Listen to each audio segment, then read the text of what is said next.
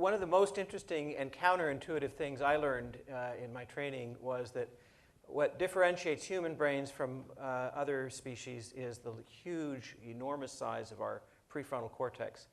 And one of the most interesting things about all that extra cortical real estate is you'd think that what all that prefrontal cortex would do for us is allow us to do all these wonderful things like paint and make music and speak and build churches and cities and schools and have systems of justice. But at an anatomical level, one of the most distinguishing characteristics of it is that it's full of inhibitory circuits.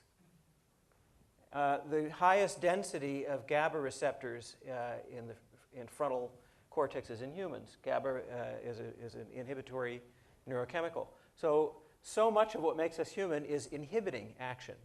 And that's counterintuitive, because you think of all the things we can do, but really the story of humanity is that we're not doing a whole lot of stuff. When we talk about actions, one thing we think about is control over actions, and we heard a little bit about having a list of alternatives or having many alternatives before us and then preventing ourselves from doing those.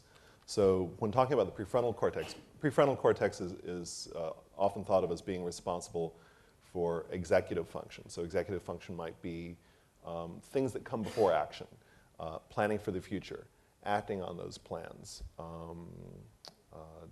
perhaps exerting will to make a good impression on someone else in a job interview or in some other kind of controlled situations. And so there are many kinds of ways in which people like to cartoon the prefrontal cortex as a part of the brain that's important as I said, an executive object that directs our actions and makes these fairly complex long-term plans. These acts of willpower, are things that you can exercise like a muscle.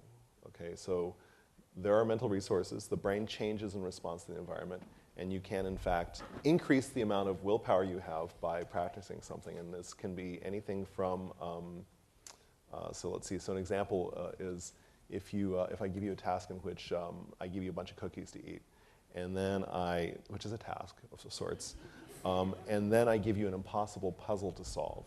You'll persist in that puzzle for some time. It turns out that if instead of giving you cookies, I give you a bowl of radishes to eat. Turns out most people don't like radishes. I'm sure some of you do. Anytime I tell this story, people say, I like radishes. But if I give you radishes instead, then you'll, in a study that's been done, people persisted on the impossible puzzle for about 8 minutes less on average. So there appears to be some finite mental resource. People think of it as being in the prefrontal cortex of willpower. Psychologists refer to this phenomenon as ego depletion. You run out of willpower for that, you have less willpower for another thing. But it turns out you can actually build it up like a muscle as well. Okay, so for instance, if you can do something that requires effort for will, it can be something as silly as brushing your teeth with your non-dominant hand. If you brush your teeth with your non-dominant hand for a period of several weeks, it turns out that you increase this reserve pool of mental something, and I'm not going to say what that something is because it's not known, but that mental something for other effortful will tasks. And so this business of planning for action and all these things that come before action turn out, like many mental capacities, to be a thing that you can, in fact, practice a little bit.